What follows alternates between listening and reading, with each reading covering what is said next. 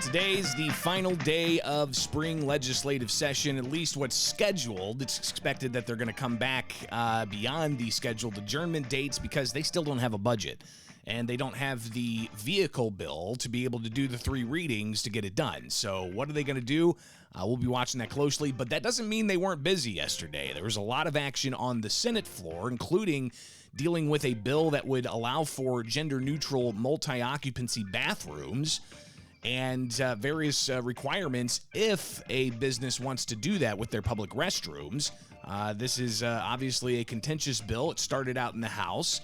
It passed the House barely, 60 votes, and then apparently some people wanted to switch their votes, so there's still a question as to whether it really actually passed the House. But that aside, in the Senate, when it got there, it was amended to include the bill, but also to require that stalls in these gender-neutral multi-occupancy bathrooms are fully encased in, from floor to ceiling, so it's very private, but also to remove the urinals. And we talked about this yesterday when it was in committee. There was a question about urinals, and the sponsor of the bill, State Senator Selena Villanueva, said that some people are offended by urinals. Interesting. That came onto the House floor last night, the Senate floor last night, where the debates got pretty heated, and here's just some of that we'll hear, and we'll carry it over through the next segment as well. But here's the back and forth about the bill that would allow for gender-neutral bathrooms, but they got to remove the urinals. In order to oblige sensibilities, we wanted to make sure that for these particular all-gender restrooms, that, again, not a mandate, it's permissive for people that want to construct these or have these in their businesses and their establishments. For those that are concerned with having to deal with a urinal, that a toilet would suffice as opposed to having a toilet and a urinal. So no, it does not do away with urinals. You still have access to use one as much as you want, whenever you want, in different facilities that offer them, but toilets are sufficient. So State Senator Selena Villanueva there, the sponsor of the bill in the Senate, and defending it, saying that, hey, the urinals are still going to be in certain bathrooms, just not these gender-neutral bathrooms. State Senator Chapin Rose, a Republican, he chimed in and made his thoughts pretty clear as to his opposition to this bill. Silly season has absolutely affected Springfield. We're now solving problems that don't exist. Rose continues to talk about the lack of focus that state legislators have by looking at this instead of, publicly crafting a budget. This stuff is crazy. There's no budget. We haven't seen a budget. Deadline to do some of it was yesterday, apparently. There's no budget, but we're talking about this. And I'm going to tell you right now, based upon what my wife has told me, I am fairly certain that most women in the state of Illinois do not want guys in their bathrooms. And I was thinking about the Coalition Against Sexual Assault. Where do you think sexual assaults occur in bars? They occur in bathrooms. Just as a matter of fundamental cleanliness, why would any woman want a guy using their bathroom, a public restroom? And that's about all I can say on it. But if all you ladies want guys in your bathroom, be careful what you wish for. That's all I got to say. Be careful what you wish for. So Senator Rose is obviously speaking out against that. We got to take a break, but coming back, we'll hear some heated debates, including State Senator Neil Anderson, who had this to say on the Senate floor yesterday. Fine. Under this, I can't see with the floor-to-ceiling things. She won't be able to see who's in there. I won't be able to see who's in there. I'm telling you right now, if a guy walks in there, I'm going to beat the living out of him. Yes! Yes! Yeah! So we'll hear the lead up to that comment and the reaction on the Senate floor to that comment coming up. Stay tuned. It is Springfield's Morning News. I'm Greg Bishop on 92.7 WMAY, Springfield's News and Talk. Talking about multi-occupancy, gender-neutral bathrooms, the bill ultimately advancing out of the Senate. It does have to go back to the House for concurrence. So will that happen today? It's the final day of legislative session. It's expected they're going to extend it because they don't have a budget yet. So we'll be watching that closely.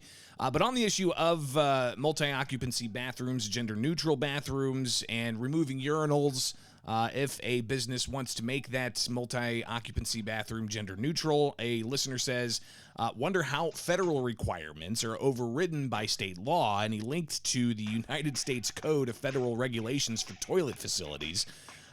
He also goes on to say that urinals save water. They are encouraged by every water conservation act and group to save water. I guess we are now no longer concerned with saving water because of one person's feelings. It's interesting. Good points there. But obviously, you can sound off on this as well at 217-629-7970. But back to the Senate, where they debated this. State Senator Jill Tracy laying out what she says are her concerns of this bill and how it's going to be impacting families like hers, she says. So here is, again, State Senator Jill Tracy with comments from the Senate floor last night on this bill to create gender-neutral restroom facilities. But let's really think about what we're doing. This is going to be more unsanitary. Males, by and large, do need urinals. Trust me, that's a fact. And we skid around this idea of sexual assault. I do think the man from Family Alliance did make a good point. These type of restrooms do make, if you have floor to ceiling, like individual porta potties, floor to ceiling, door and all that, enclosures, you do present an extra hazard. And I think that's a point to consider. So again, Jill Tracy talking about the sanitary issues, but also the safety issues. State Senator Terry Bryant also chiming in on this yesterday, and in particular, raising those concerns about the issues of whether or not, you're going to have a urinal or not. What's offensive about a urinal? Senator Villanueva. That's a good question, Senator Bryant. I'm not particularly offended because I don't have delicate sensibilities, but other people don't want to necessarily stare into a urinal. Senator Bryant. Okay, but if this is top to bottom sealed, right? You could have a urinal in there that nobody else is going to see. I'm trying to. The whole urinal thing is the thing that's got me a little messed up because I don't really like sharing my bathroom with my husband or my son anyway, right? Now, not only do I'm not trying to make fun of this, but not only do I have to worry about a woman who might have been hovering and left something on the stool, but I have to worry about a man now who doesn't lift the lid because why should he have to lift the ring and touch something that's not sanitary anyway? I don't get the whole urinal thing. So honestly, beyond all of that, that has me a little. I don't know what to do with that. So Senator Terry Bryant chiming in, confused about the whole urinal situation. And you get to some impassioned comments from State Senator Neil Anderson, who lays out his concerns of this bill if it was to become law, and people are concerned about the possibility of violence breaking out. Here's Senator Anderson. This bill is going to cause a violence problem, and I'm not even speaking to the sexual assault side of it. And I'm going to give you a real life scenario. My daughter is 10 years old. Right now, when we're out in public, what I do as a father, if my wife's not with me, is we will go to the women's bathroom and I will tell my daughter, hey, peek in there and see if there's anybody in there. If nobody's in there, then she goes, I wait outside the door, right? If somebody goes in there and it's a woman, Fine. Under this, I can't see with the floor-to-ceiling things. She won't be able to see who's in there. I won't be able to see who's in there. I'm telling you right now, if a guy walks in there, I'm going to beat the living out of him. Yes. Yeah. So this is going to cause violence, and it's going to cause violence from dads like me. Yep. So Anderson obviously making some comments there, and we'll hear some reaction to those comments from Democrats in moments, but more from Republicans in opposition to this bill. Here's Republican State Senator Andrew Chesney. If you're a male, this is a sexist bill, right? Because you are taking away urinals away from men, right? This is a sexist bill. And then if you're a woman, and all the women feminists out there, this is going to unfairly target women for more criminal activity, because no reasonable person wants this, right? No reasonable person came into your district and said, I want you to fight for X, Y, and Z. Oh, and by the way, multi-occupancy, multi-gender bathrooms. There isn't one person in this chamber that has asked or fought for this issue. Not one. This is like a really bad Bud Light commercial is what this is. This is like wokeism on extremism, right? And so you guys always talk about extremism. This is extremism.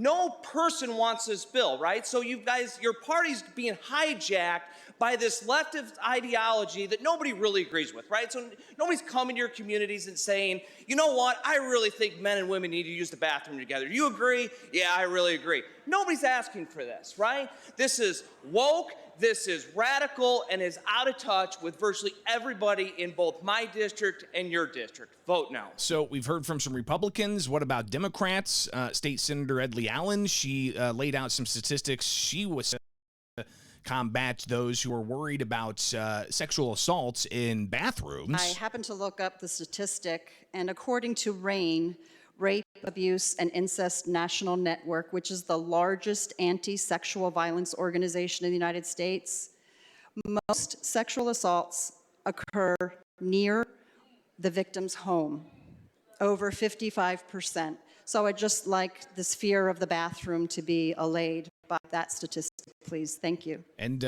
State Senator Mike Simmons, he stood up to react to what we heard from State Senator Neil Anderson just earlier, how Anderson said that this bill could lead to violence from fathers like him if he walks in and sees his daughter being approached by a man in a bathroom. Here is State Senator Mike Simmons reacting to that. There is no reason for anybody in this chamber to threaten violence if we pass this legislation. Living in an era where we have seen people exacting violence on public officials and in centers of government, I take personal offense to anybody here who would say that if we pass a piece of legislation, that you would go out and beat somebody up. And Madam President, I would ask that those words be stricken from the record, because I wouldn't want a single person in this state to read that record and think that anybody here would come after them if they would do something so mundane as to use the bathroom, a simple call of nature. So absolutely not. I refuse to accept that. He continued to talk about how he says constituents have asked for this bill. And then we get to the Senate's leader in the Democratic Party, Kimberly Lightford. She talked about how this is a optional bill. It's not a mandate. It's not going to mandate any business to make gender-neutral bathrooms. She says that it's all about providing options. Here's Kimberly Lightford. So if you do not want to go in that particular bathroom, then just don't freaking do it. Don't go in the bathroom. Don't take kids in the bathroom. Just don't use it. It's not mandatory. So Lightford making her thoughts known, and then you get to State Senator Selena Villanueva laying out her closing arguments in support of this bill that, again, would allow for, not mandate, but allow for businesses to make their multi-occupancy restrooms gender-neutral restrooms. Actually a pro-family bill, because it makes it easier for dads to take their daughters or moms to take their sons, even though it's already happening. Why? Because if your child, who maybe doesn't know how to aim correctly, needs a little bit of help in the bathroom, you're going to take them. This makes it easier. Why? Because it won't be so awkward of you going into the ladies' room or me going into the men's room. But yet we want to misconstrue everything because, again, at the end of the day, the reality is, whether you want to admit it or not, dog whistles galore. We want to talk about the potential for violence and sexual assault. Well, guess what? Every single time that I've been harassed, sexually harassed, it's been in a public street. She then talks about other reasons why she says the bill is needed. Because I can't live my life openly, freely, and honestly. Because what I'm afraid of is a gunshot hurting me because I choose the wrong restroom according to somebody else, not based off of my own decision. So why do we need this bill? Because while you might say, well, it's about urinals and it's about a toilet, the reality is if you can't use a damn toilet, then you know what? You need a little bit of help. Because we do have disabled communities that need help using the restroom. We do have little ones that need help using the restroom. But if you are able-bodied and you're concerned and so concerned with who is using what restroom, you got more and bigger problems that any of us can legislate. So the bill ultimately passing, it has to go back to the House for concurrence. And are they going to be able to put that together before the end of session? We shall see.